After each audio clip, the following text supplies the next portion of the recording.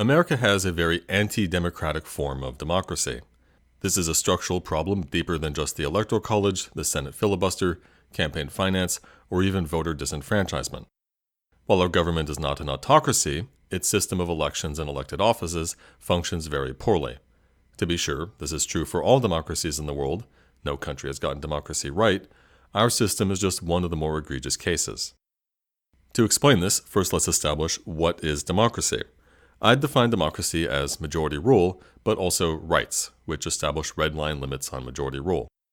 I'm going to sidestep the question of rights here, though, because I think the lack of proper majority rule is our core problem. Majority rule itself can be broken down into two parts. First, gauging the popular will, and then enacting the popular will. This is, of course, usually done by holding elections for referenda, or more commonly, for representative offices. The quandary here is that popular will is a nebulous thing to nail down.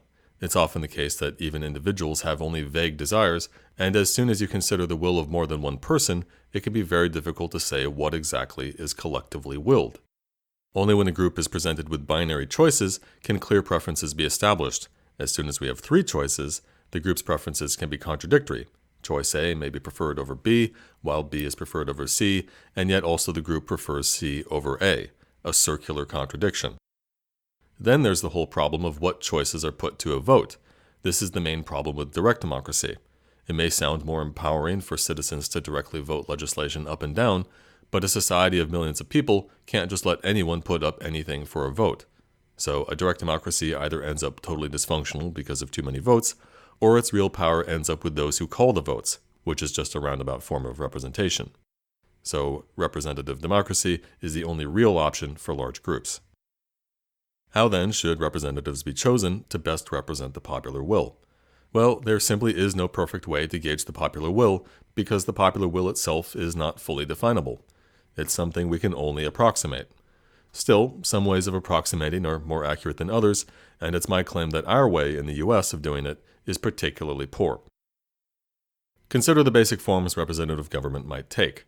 One option is to elect a single person to govern. This would have the advantage of being extremely simple and clear.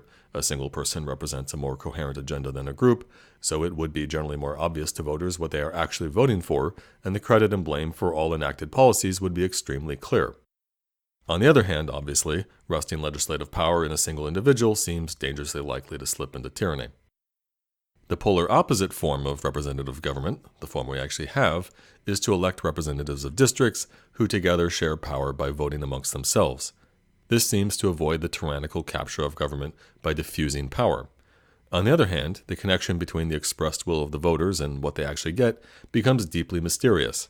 Especially in a bicameral system with numerous veto points, it's almost impossible for voters to say why any legislation does or does not make it into law. Democracy is supposed to give the people control, but how can people feel in control of a process which no one can understand?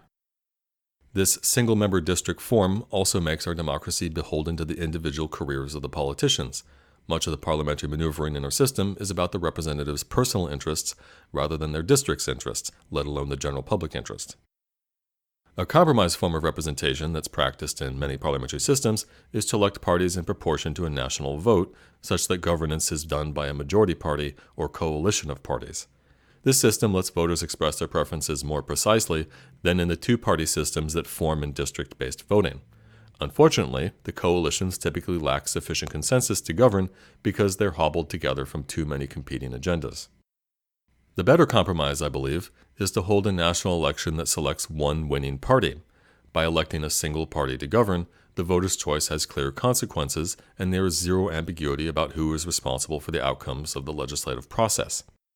Now, you might object that one-party rule, or more accurately, one-party-at-a-time rule, is dangerously authoritarian, but consider that we already sometimes have one-party rule. It's sometimes the case that one party simultaneously controls the White House and both houses of Congress, and the Supreme Court for that matter. So it can't be that dangerous. The actual danger is in one party capturing permanent control, and the bulwark against that is to simply hold competitive elections on a regular basis. So the critical thing is to have a good electoral process, a process that elevates a reasonably cohesive popular will into office. But that's not what we have now, so what would that look like? Well, the first question is how frequently to hold elections. Too short intervals between elections might create wild policy swings and instability, but too long intervals breeds frustration and apathy among voters while making representatives unresponsive to the popular will. If we're going to have single-party government, it's better to err towards shorter intervals, so let's say we hold elections yearly. To protect against wild policy swings, the incumbent party could be given an artificial advantage in their first couple of re-elections, such that the incumbent party retains office even if they lose by a small margin. What exactly this margin should be could be determined by a formula based on the rate of turnover in the last decade or two. When recent turnover is high, the incumbent party would be given a stronger advantage to decrease the likelihood of turnover.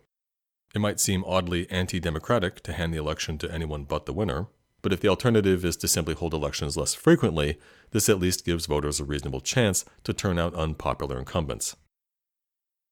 Whatever the intervals between elections, I propose each election be held in 3 rounds. In the first round, individual candidates stand for election on a national ballot as what we'll call party leaders, and through a ranked choice voting process called STV, single transferable vote, some number of the top vote getters are chosen, let's say 30. These 30 party leaders then each put together a party with 1 representative per state, and each of the parties work out their platforms. In the second round, the 30 parties are whittled down by STV to a more reasonable number, let's say 7, with the incumbent party always being one of the 7. Finally, a winning party is chosen from the 7 in a ranked choice voting process called IRV, instant runoff voting. Now, if going to the polls 3 times a year is too onerous, we could stack the rounds of 3 elections onto one day of the year. At the same time you vote in the final round of this year's election, you would also vote for the second round of next year's election and the first round of the election 2 years out. So that's how the Congress would be elected. As for governing, the year-long congressional term would be split into 4-month trimesters. At the start of each trimester, a speaker is chosen randomly from the party, and that speaker puts legislation into law, subject to veto by a majority of the party. This non-emergency legislation does not take effect until 1 year later, giving voters a chance to replace the incumbent party in the next election and thereby undo the legislation before it takes effect. Emergency legislation, on the other hand, would be put into effect immediately, but emergency legislation would be subject to veto by the 2 runner-up parties who serve as a kind of shadow government and also hold some investigatory powers. Meanwhile, the presidency could retain much of its current form, but the president should not have veto power. The president would be elected in a similar 3-round process. The 30 party leaders each select a presidential candidate to stand in the second round, and the top 7 vote-getters stand in the final round. As for the Supreme Court, it should be given significantly more seats, let's say 19, and each congressional term, the president and Congress would add 10 names each onto a list of candidate justices. When a justice leaves the court for any reason, whether death, retirement, or the end of their 19-year term, a new justice would be selected randomly from the list. Federal judges could be picked by the same mechanism. So that's the outline of what I believe would be a much more coherent form of democracy. If all of this sounds complicated, I think that's really only due to unfamiliarity because it's actually much simpler than our current system.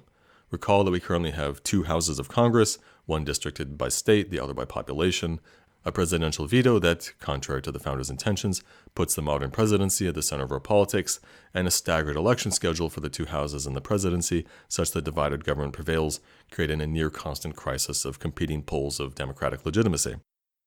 What the voter gets in our current system is incoherence. Simply observing the election process, let alone the unglamorous legislative process, is a full-time job, and even the DC reporters who have such full-time jobs can't explain why anything in Washington does or doesn't happen. If no one can understand our politics, how can anyone, especially the disparate, atomized masses, exert control? Where is the connection between the people's votes, the agenda those votes ostensibly represent, and the actual policies put into law? Once in a generation, the planets will align, handing government into the hands of a single party who can then actually do something, but the average voter would still have better luck predicting the resulting policies by consulting a star chart. Is it any wonder, then, that so many voters are apathetic, hate government, hate politics, and don't bother to vote? When people do get excited by politics, they gravitate towards personalities, towards avatars of action and standing above the fray. The system itself offers no hope, so the only path forward seems to be singular individuals who embody clarity and cut through the confusion. Voters seek authenticity in politicians because our system makes politicians into liars. Obama can't actually give you universal health care, Trump can't actually build his wall, They can, however, bail out Wall Street and give the rich massive tax cuts because these things benefit the powerful and uphold the status quo. When voters are inevitably burnt by their champion of purity, they look around for the next, stuck in an endless cycle because they can't think of anything else to do. Some on the left recognize this problem, but then make the opposite mistake, swearing off leadership and structured politics of any kind as inevitably corrupt. Instead, they hold out for solidarity, a politics embodied in fleeting nebulous shared feelings rather than anything concrete. It's vaguely imagined that the indecisive, chattering social clubs of the left will reach some critical mass that translates into real power, power that stands against and outside the formal systems of government. But it's not explained how this would happen or what it would even look like, probably because there is no good explanation. Normal people don't want to spend all their time in committees, they hate cliquey interpersonal drama, and they're not going to support flat-structured gaggles of activists that build to nothing and that mirror the incoherence and inaction of the politics that normal people hate. Coherence is a bare minimum requirement. Without it, activist groups offer nothing for normal people, including the downtrodden whom the activists claim to represent. To be effective, activist groups must adopt democratic structures that deliver coherence, structures perhaps similar to those I've just prescribed for the state. Positions must be taken, actions must be planned, internal conflicts must be resolved, but without any formal mechanisms to do these things, you just have a bunch of people talking. I'll end by summing up what coherent democracy aims to fix about our current mess.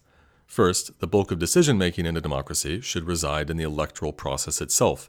No one gets everything they want in a democracy, so compromises are always made, but the major compromises should be worked out in the elections by the voters themselves, not by legislators. The multi-round ranked choice party selection that I propose, I think, gets fairly close to this ideal. Second, for the voters' choices to be meaningful, the Congress they elect should have the power to actually enact their agenda.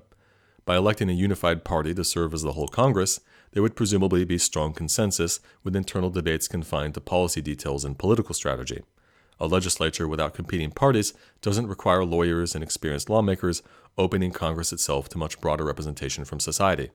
Politics would no longer center around the individual careers of elites. The big question then is, how could we go about putting these ideas into practice? How could we reform the system? Well, first we need awareness of the problems and their possible solutions, so we need branding. I wish I had better catchy names and phrases to offer, but all I can think of yet are just actual democracy or coherent democracy. Coherent democracy seems like a better Google search term, but neither of these really roll off the tongue, so this needs work. Beyond awareness, what would the political struggle for democratic reform look like? Is it conceivably winnable or a fool's errand?